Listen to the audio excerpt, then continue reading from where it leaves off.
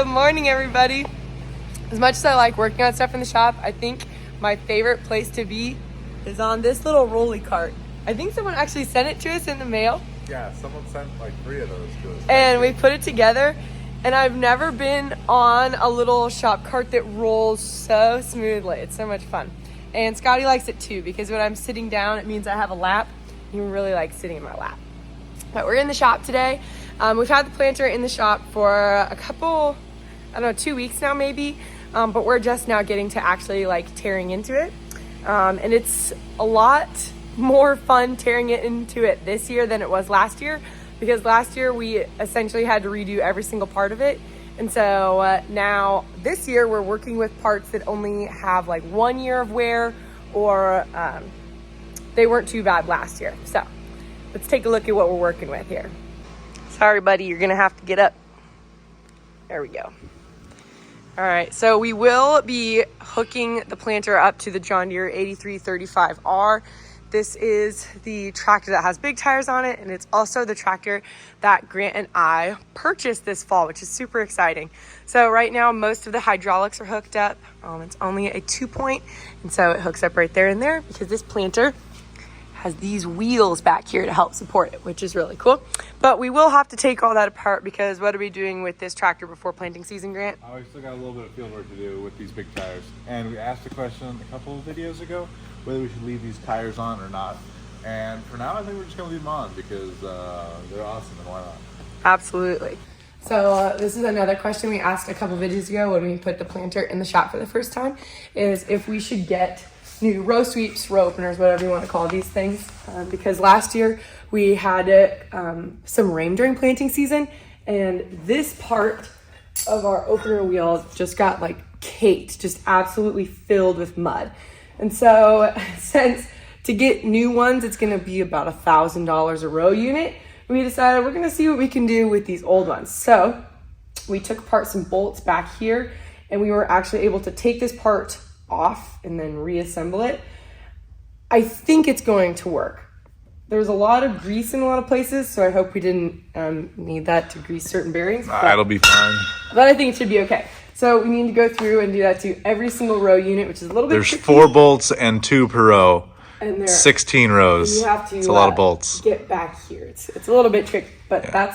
That's step 1. The fertilizer system held up super, super well. Did a great job for us. Only one spot got pinched, but I think that was my error. I think I ran something into it. I definitely hit a pivot stop with it. Yeah.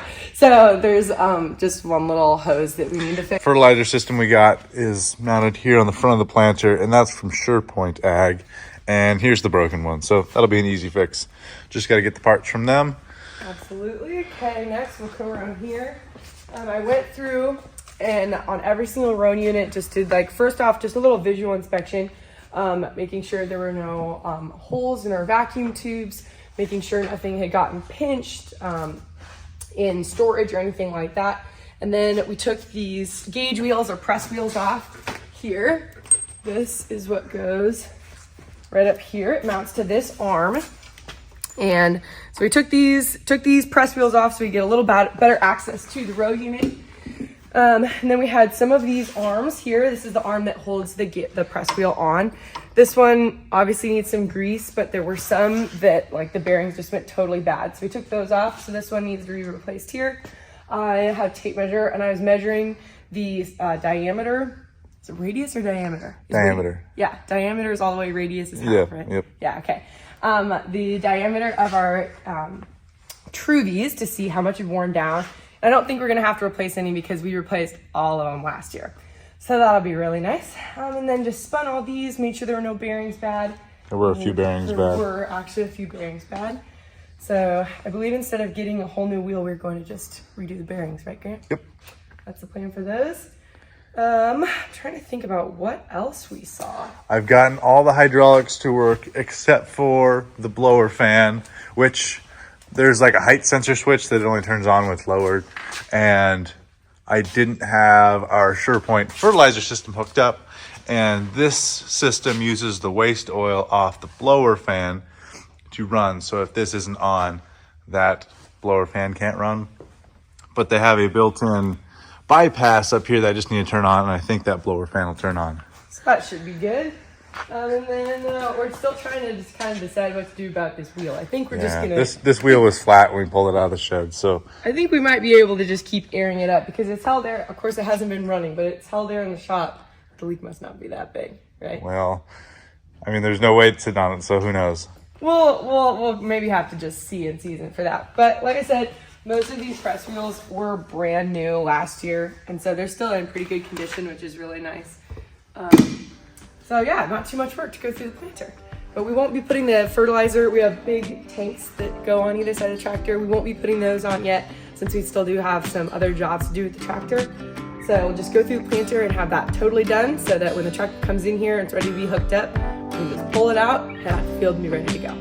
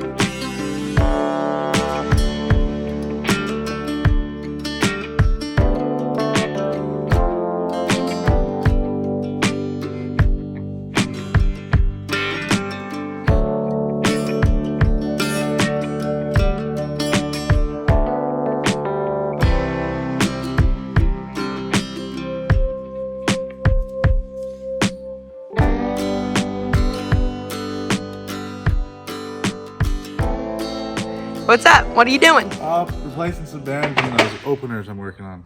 Gotcha. What is that? That's an old bearing. Okay. It's shot. We got some new bearings and put some new bearing, new bushing in, and hopefully it's not wobbly. So this one, it's fine. Well, I don't know. It was pretty loose. Feels fine, but it was very loose. So,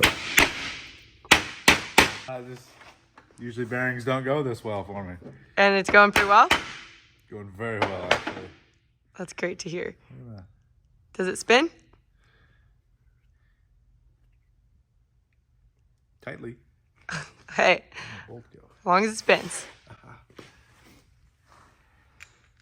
Look at that. Perfect. Good job.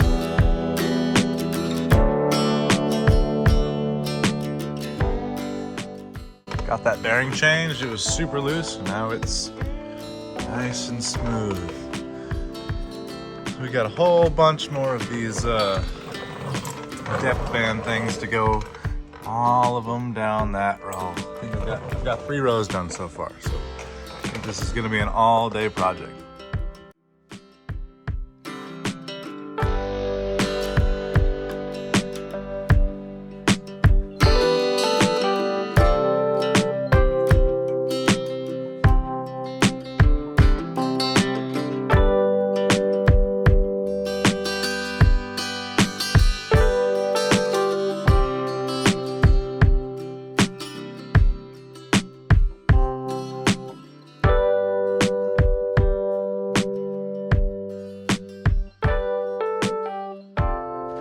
I think perhaps for Valentine's Day, I should have gotten Grant a hydraulic press or an air press. That'd be really cool. So this is an example of one of those arms that is bad. See how this won't hardly move at all. And so we either need to grease this and hopefully the grease fixes it, or just replace this arm completely. Something I noticed when we were going through each of these rows is that these mud scrapers here, which it's my fault because I put these on last year, but I put some of them on backwards. So this one's on backwards too. They're supposed to be flipped so they're over this way, and most of them were on the right way. Like this one here, that one's on the right way. So what you have to do, yank them apart like this. It's a perfect job for pliers. come on the other side. Loose apart. There we go.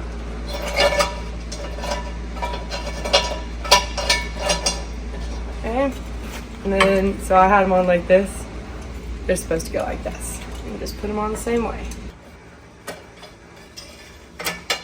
There we go. Much better. All right, so we got all of the Truvies back on, all the mud scrapers, all of our new press wheels, gauge wheels, whatever you want to call them. They're not all new. We just bought a few. Yeah, but we put the ones that need to be replaced. We put the new ones on. So this is an example of a new one. Here, I'll compare it. So this is our fresh, clean, crisp edge. And then here's an example of one that has a year of wear on it. We chose not to replace all of them because these things are over $100 a piece. So, sorry, cat. Didn't see you back there. It's kind of always underfoot. But anyway, so we got everything all put back together. And here's an example. Here's our new arm that we got. This is one of the new press wheel arms. Here's an example of an older one. We need to grease that. I forgot about those. Yeah, so we need to go through and grease those. And then I think what we're going to do is everything should be hooked up, except we need to get that blower fan working. So we're gonna try to get that working, but then hopefully we can start the tractor up and then turn everything on and see if everything works. Here's what our in-cab setup looks like here.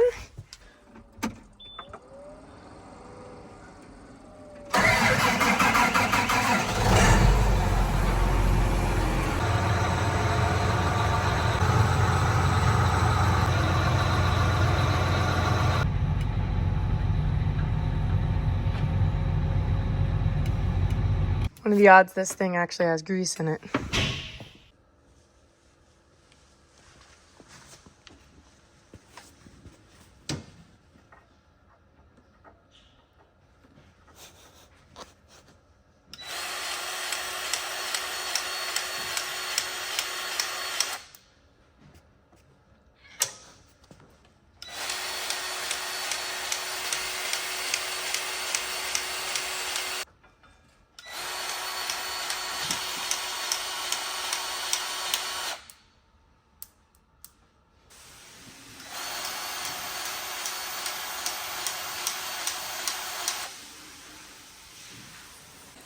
I got the whole planter greased and didn't run out of grease once. And I didn't run out, and so I didn't replace the tube, but I'm guessing that I put it away with like this much grease left in it. So sorry, Grant, or maybe myself, whoever uses the grease gun next.